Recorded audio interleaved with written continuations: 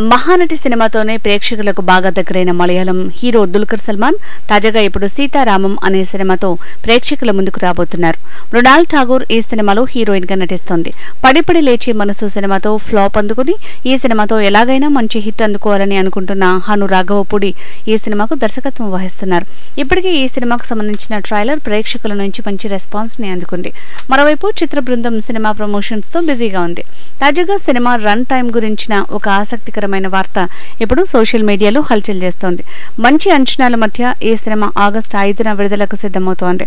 ఈ నేపథ్యంలో cinema final copy పూర్తి చేసే సమయంలో ఎడిటింగ్ లో కూడా తన అనుభవాన్ని చూపించిన నిర్మాత అశ్విని దత్ సినిమాని 10 నిమిషాలు ట్రిమ్ చేశారు. ఈ సినిమా రన్ టైం 2 గంటల 47 నిమిషాలు ఉండగా అశ్విని దత్ ఈ సినిమాని ట్రిమ్ చేసి కొన్ని సన్నివేశాలని కట్ చేసి నిడివిని 2 గంటల 37 నిమిషాలకు కుదించారు. 2 గంటల 37 నిమిషాలు కూడా ఈ మధ్య కాలంలో కొంచెం ఎక్కువ రన్ టైం అయినప్పటికీ సినిమా బాగుంటే ప్రేక్షకులు ఖచ్చితంగా ఆదరిస్తారు.